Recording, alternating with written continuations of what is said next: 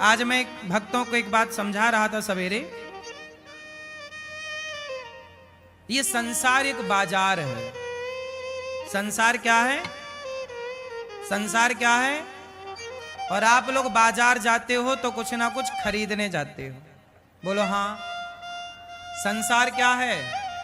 चलो बताओ, संसार की बाजार में क्या क्या मिलता है? आप बताओ। ये संसार माना कि एक बाजार है। इसे एक समझने के लिए मैं बोल रहा हूं, आप समझ पाए। बताओ, संसार एक बाजार है और इस बाजार में हम और आप खरीददार हैं, खरीदने वाले। अब बताओ क्या क्या बिकता है संसार में?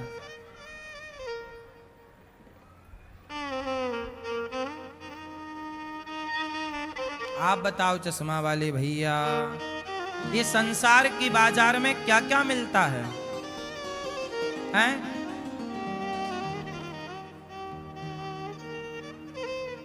आप बताओ। बैठे बैठे खड़े नहीं होने का। आप बताओ क्या मिलता है?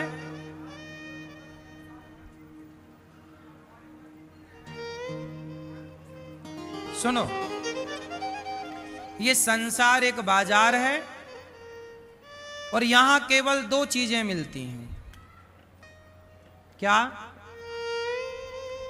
एक पाप और एक पुण्य। या तो आप पाप खरीदोगे, या तो आप पाप कमाओगे, या तो आप पुण्य कमाओगे। तीसरा क्या कमाओगे? है कोई ऑप्शन तीसरा? इस संसार की बाजार में अनिरुद्धाचार्य आया, आप आए, मैया आई, ये बहन आई, ये भैया आए, ये बच्चे आए, और आएंगे, आते रहेंगे करोड़ों लोग, और जाते रहेंगे करोड़ों लोग। लेकिन इस संसार की बाजार में मिलता केवल दो चीजें मिलती हैं। या तो आप पाप कमाओ, या तो आप पुण्य। अब ये आप डिसाइड करेंगे कि आपको पाप इकट्ठा करना है, या तो आप पाप करने के लिए भी स्वतंत्र हैं। आप किसी बकरे की गर्दन काट दीजिए, आप स्वतंत्र हैं, कोई ना रोकेगा। क्यों काट रहे हो? आप किसी बकरे को काट दीजिए, मुर्गी को काट दीजिए, चींटियों पे गर्म पानी डाल दीजिए, चींटियों को कुचल दीजिए, मार दीजिए, आपको कोई ना रोकेगा। क्यों? है कोई रोकने वाला? कॉकरोच मारिए, चूहा मारिए, मक्खी मारिए, मच्छर मारिए, कोई ना रोकेगा। और आप चिड़ियों को दाना डालिए, मछली को आटा डालिए, भूखे को भोजन कराइए, प्यासे के लिए पानी की व्यवस्था कराइए, कोई ना रोकेगा आपको। और जिस दिन आपकी सांसें पूरी होंगी, उस दिन ये दोनों चीजें आपके संग चल पड़ेंगी। पाप चल पड़ेगा और पुण्य चल पड़ेगा।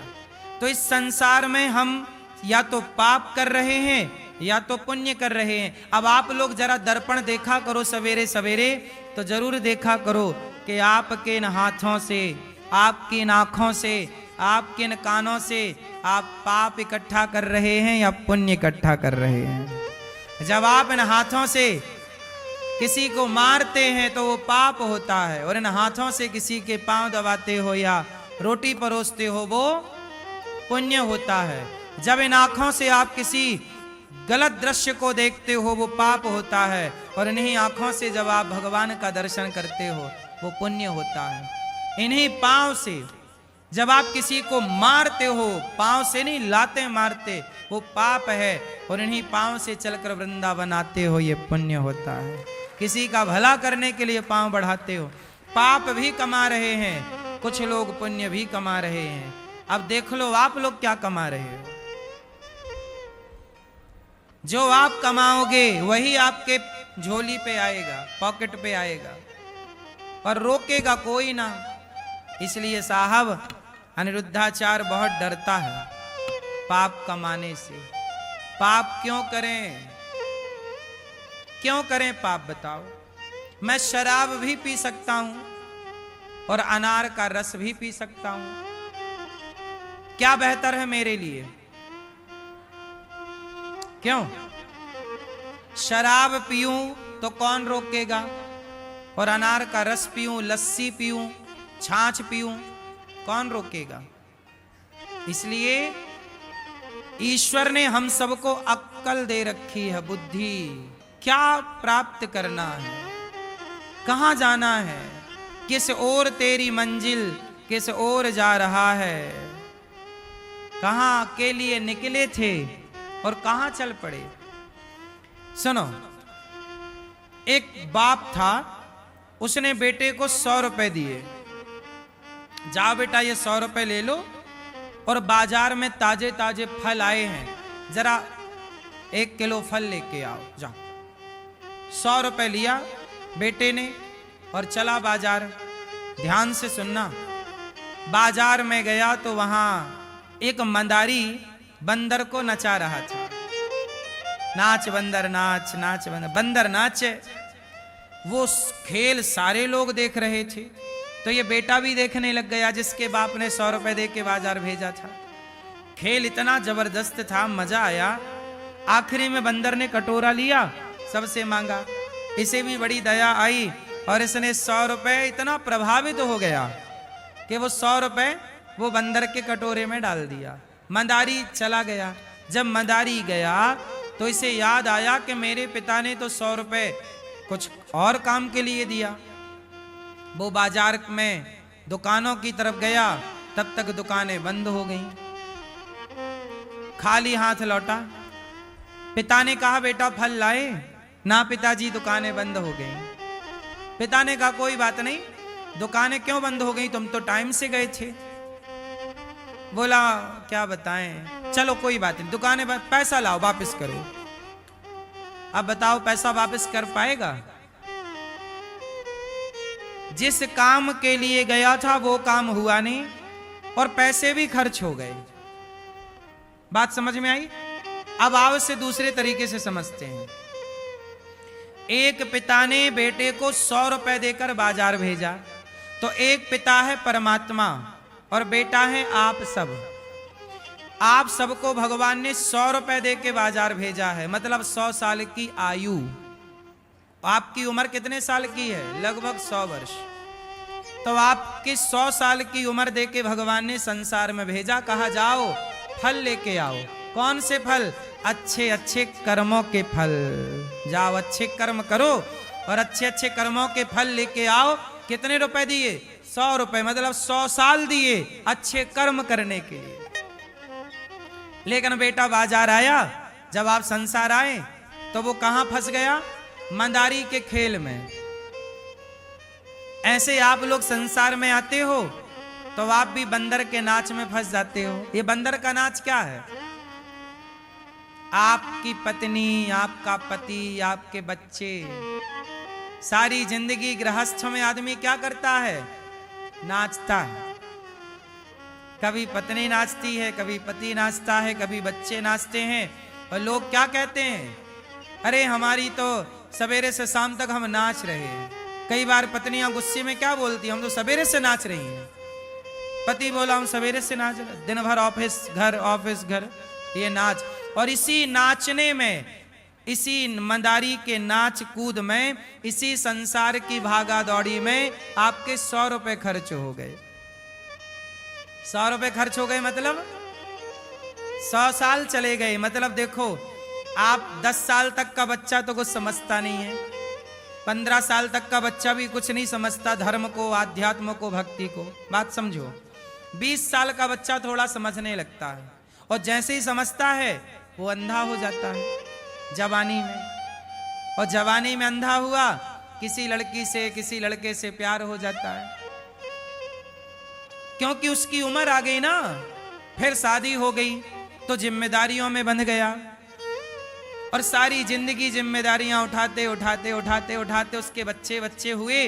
जब तक अक्ल आई कि हमें परमात्मा ने जीवन क्यों दिया, तब तक दुकानें बंद हो गईं। तब तक बाजार में क्या हो गई? दुकानें बंद। मतलब बुढ़ापे में आंखें दिखना कम हो गया, आंखों में कम दिखने। ये दुकानें बंद हो रही हैं, आंखें कम देखने लग गई, कमर में दर्द आ गया, दुकान कमर की बंद हो गई। पैरालाइसिस हो गया, हाथ की दुकान बंद हो गई। बोलो हाँ, बीमारियां हो गई। और इसी संसार के भागा दौड़ी में, प्रपंच में आपके 100 रुपए खर्च हो गए। जब आप वापस गए तो पिता ने कहा फल ले आया अच्छे कर्मों के, अच्छे काम करने का आपको टाइम नहीं मिला। सारी जिंदगी बेटा बेटा, बेटी बेटी, पति पति, पत्नी पत्नी, पैसा पैसा, हाय हाय करते करते बुढ़ापा आ गया और मरने के निकट पहुंच गए। और जब मरने का टाइम आया, मर के गए, तो भगवान ने कहा चलो 100 रुपए का हिसाब दे दो। जब आप लोग मर के जाओगे तो आपको हिसाब नहीं देना पड़ेगा। क्या लाए हो? छोटे छोटे बच्चे मांगते हैं। आप जैसे अब वृंदावन से जाओगे ना घर, तो आपका पोता बोता यदि घर में हुआ, छोटे बच्चे होंगे तो आपका झोला देखने लग जाएंगे, मेरी माँ क्या लाई है। बाप बाजार से आता है ना, तो बच्चे पहले झोला खोलते हैं, मेरे लिए क्या लाए हो। बोलो हाँ, ये बात सही है कि गलत है? हाँ हाँ। तो जैसे ही व्यक्ति यहां से जाता है ना, तो परमात्मा उसका बैग चेक करते हैं, क्या लाए हो, कौन सा कर्म करके आए हो। तो आप लोग बताओ, जब जाओगे ईश्वर के घर तो कौन सा कर्म बताओगे, क्या करके आए हो। आप लोग तो अच्छे हो, बताओगे कि हम वृंदावन में जाके कथा सुनते थे, कीर्तन करते थे, भजन करते थे, वृद्ध माँ की सेवा करते थे, किसी को भोजन कराते थे। आप लोग तो बता पाओगे कि हमने इतना पुण्य किया भी है। बाकी लोगों का क्या होगा, क्या बताओगे? यही बताओगे कि सारी जिंदगी पैसा कमाते रहे और कमा कमा के और फलानी बैंक में जमा करके आए। भगवान बोले वो बैंक का वहीं रह गया, यहां क्या लाया। सारा कमा कमा के बेटों को दे के आया। तूने भूखों को कितना खिलाया, तूने प्यासे को कितना पानी दिया, तूने लोगों की सेवा कितनी की। यही ना पुण्य है मेरी माँ। इसलिए इस धरती पर 2 चीज कमाते हो आप, या पाप कमाते हो या तीसरा कुछ नहीं है। इसलिए साहब आप ये जरूर अपने आप से सवाल करना कि अभी तक आपने क्या कमाया है और क्या गवाया है। कितनी उम्र चली गई, कितनी बची, अब क्या करना है। उठ जाग मुसाफिर भोर भई, अब रैन कहाँ तू सोवत है। जो सोवत है वो खोवत है, जो जागत है वो गई बहुत थोड़ी बची। नारायण अवचेत काल चिरैया चुग रही, निस दिन आयु खेत। इसलिए दास अनिरुद्ध, मुझे लगता है कि जब मैं मरूंगा तो ईश्वर को जवाब देना पड़ेगा। तो भगवान मेरे से पूछेंगे, अनिरुद्धाचार्य बताओ तुम्हें 100 रुपए दिए थे, 100 रुपए मतलब 100 साल की, और उम्र 100 साल मेरी है कि नहीं। मैं दावा नहीं करता, जितना ईश्वर दें, 80 दें, 50 दें, जो दें, ये आज ही बुला लें, कोई दिक्कत नहीं। जब ईश्वर मेरे से पूछेंगे कि मैंने तुम्हें इतनी उम्र दी, तुमने क्या किया, तो मैं जवाब दे पाऊंगा कि प्रभु मैंने बेसहारा माँओं की सेवा की। वृंदावन में कोई भी भक्त आया, सबको भरपेट भोजन मिला। गाय की सेवा, निःशुल्क बच्चों को पढ़ाने लिखाने की सेवा की है। जितना बन पड़ा, जितनी मेरी अक्ल थी, बुद्धि थी, शारीरिक क्षमता थी, उतना मैंने कार्य किया। मैं ईश्वर को जवाब दे पाऊंगा। आपसे भी यही सवाल होगा। अपना अपना जवाब तैयार रखिएगा। सबमिट करना पड़ेगा ना वहां फाइल है नहीं। सरकार को साल भर का लेखा जोखा देना पड़ता है, इनकम टैक्स। बोलो हाँ, नहीं दो तो सरकार कहती है चोर हो तुम, टैक्स चोरी कर रहे हो। जब यहां की सरकार आप पे नजर रख सकती है, तो वो सरकार नजर ना रखे होगी क्या? उस सरकार से बच जाओगे? बोलो हाँ। भैया फाइल सबमिट करने चली, अभी करके आती हूं फाइल जमा।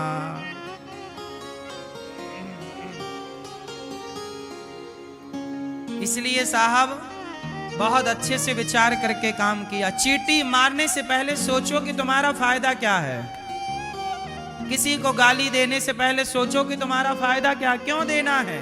मैं क्यों किसी का दिल दुखाऊं, मैं क्यों किसी को गाली दूं, मैं क्यों किसी का अपमान करूं, मैं क्यों मछली को मारूं।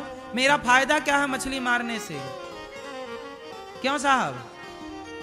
क्यों मैं पाप करूं साहब? जब मेरा पुण्य करने से पेट भर सकता है तो मैं पाप क्यों करके पेट भरूं? पुण्य करने से मेरा परिवार ईमानदारी से चल सकता है तो मैं बेईमानी क्यों करूं? बताओ। जीना ही तो है संसार में। कौन सा हम अमर होने के लिए आए हैं? अच्छे कर्म करोगे तो अमर भी हो जाओगे। इसलिए कहता हूं